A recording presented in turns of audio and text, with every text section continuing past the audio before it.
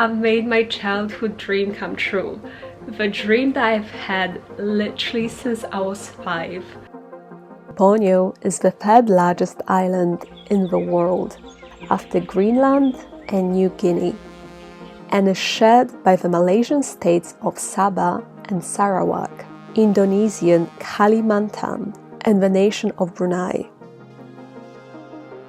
It has been my dream to visit the island of Borneo ever since I got my first encyclopedia, and from years on then I have been learning about Borneo's unique ecosystem and its ancient biodiverse rainforest, which is home to many species of animals not found anywhere else. It also holds one of the most spectacular dive sites in the world, Sipadan Island and the Semporna Archipelago. This is a journey that I haven't prepared for logistically, but I knew I wanted to explore this island in as much detail as possible, so I decided to just go for it and figure it out as I go.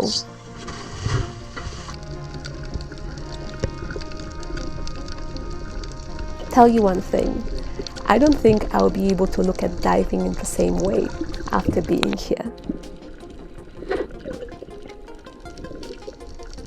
Get ready to join me on one of the greatest adventures of my life.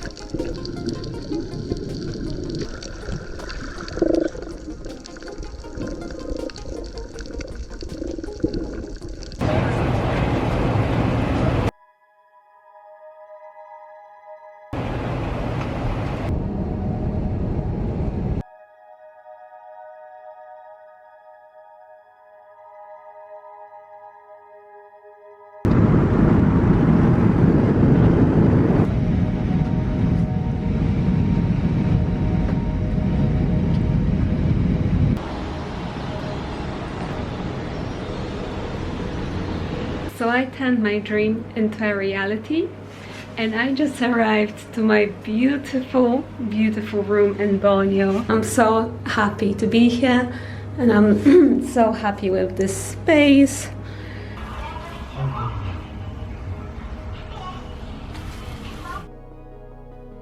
I'm in Kota Kinabalu, which is the largest city in Sabah, so I came here from Manila, from the Philippines.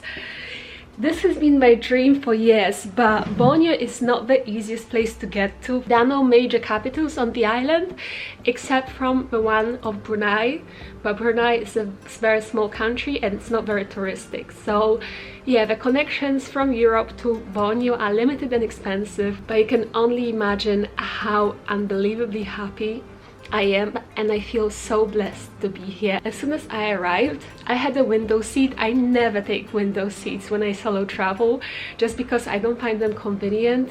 I find them a bit claustrophobic, like you never know who you're going to get next to you.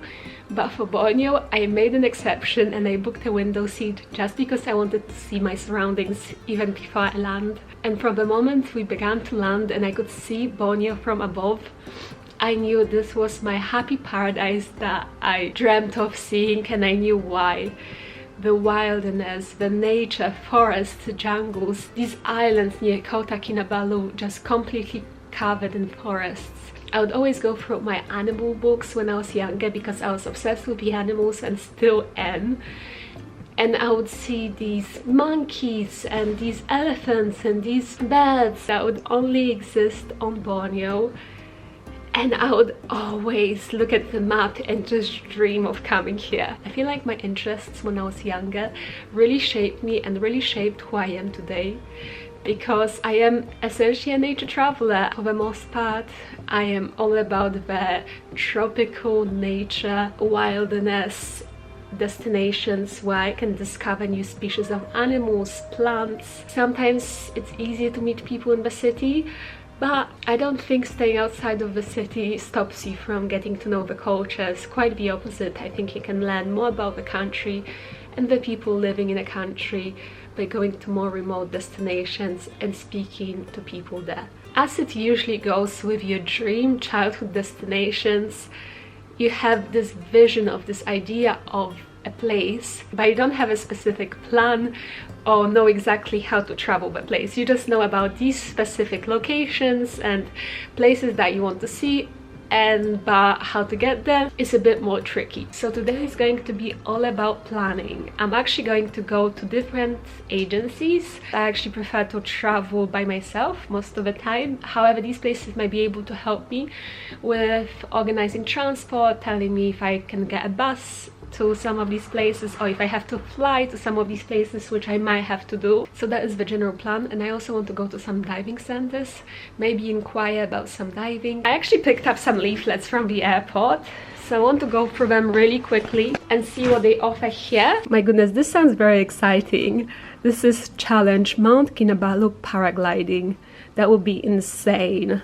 For sure something I would remember for life. I'm not going to go into detail about it here, but if you are planning a visit to Borneo, it might be a good idea for you to screenshot this right now. There's more here. So that's the river cruise, etc. You guys, I'm so excited to see the proboscis monkeys. They're like the love of my life. You know, the monkeys with long noses. Whew, I cannot wait. I'm going to take on any opportunity I can get to see these animals in the wild. The weather seems really nice. Unlike in the Philippines, I'll take this leaflet as my reference, see about the prices with different tour companies that I go with.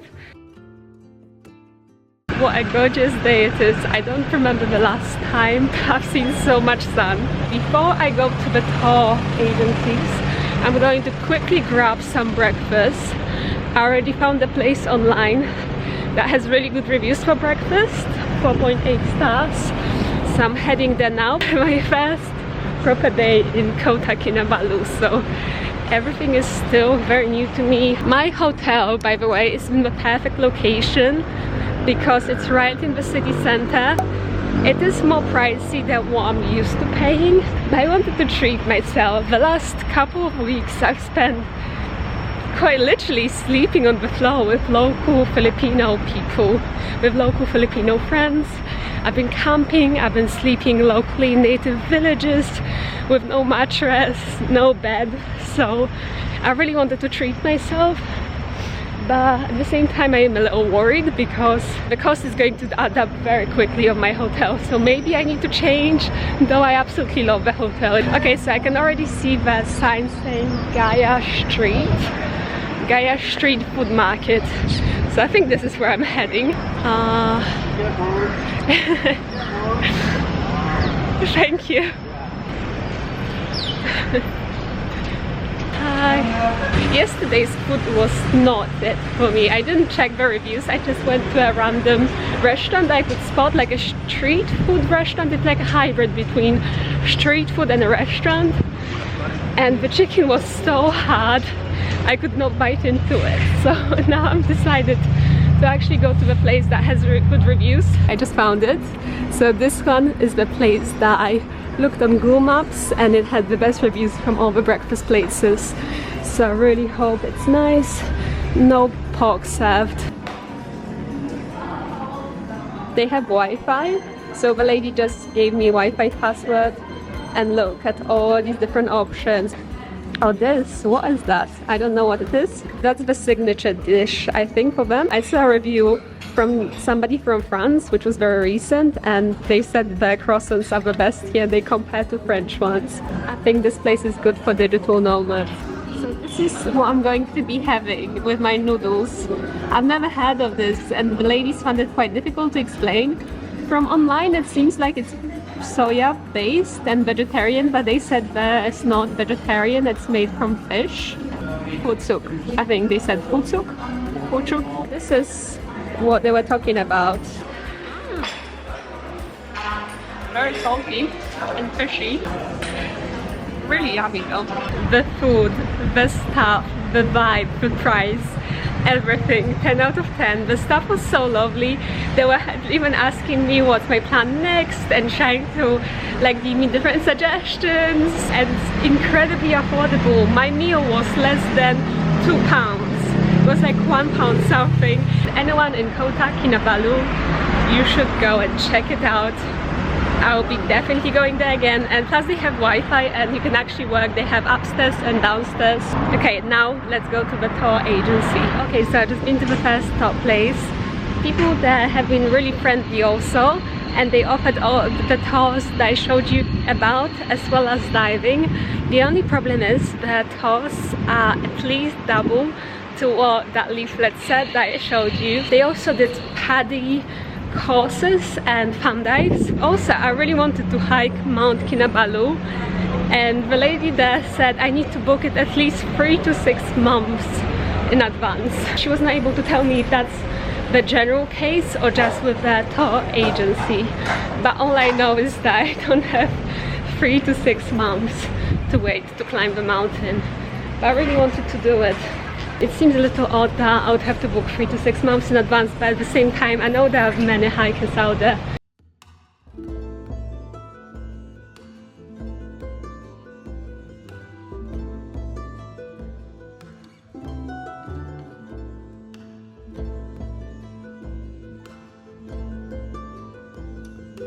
So this place called Go Aquatic is actually a lot cheaper for diving, and they go every day. It's much more organized, it seems like. So this is by far the better choice. The reason why I'm doing this today is because I know the price will vary massively depending on the place you go to, the center that you go to, for exactly the same thing. I mean, this dive school has 5-star reviews on Google. It costs about 40% less. Now I have even more information, but I wanted to get some matcha green tea, and look what I found just randomly. This place I was addicted to when I was in Thailand, and I missed it ever since. I'm so excited. Finally reunited.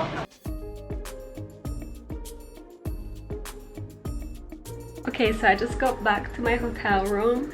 Now I need to gather all the information that I gained. I'm going to write it all down in my notebook and list my priorities, the things that I absolutely have to do around here, the things that are not as important for me. Yeah, I'm going to write everything down, and then I'll let you know about my plans essentially, because right now it's all up in the air, but I've gathered so much information, and that's always going to be my recommendation to anyone who is solo traveling, to go around as many travel agencies as you can to gain information.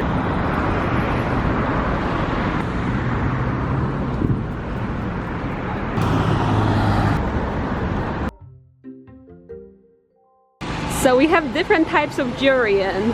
We have black thorn, which is kind of a premium one. This one #1 durian, this one black thorn. But what's so special about it? This one red inside, yellow. Musang King is bitter, sweet and bitter. This one is mellow? Yellow. Yellow. Yeah, yellow. Okay, yellow. So it's also sweet. This one creamy. Creamy, but Yeah. it's sweet or not so sweet? Sweet. Okay, sweet, and this one is... What's this one called? D8. This one? D8. That's just D8. Awesome. So this one is 32. I didn't even know they had different types of durian. You know, when I tried it in Thailand, it was not the season, and it was very difficult to find durian. I only managed to find one. I have no idea which kind I tried.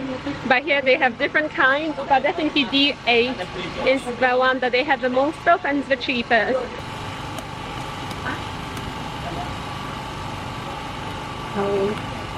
We have our hand gloves and tissues, I think.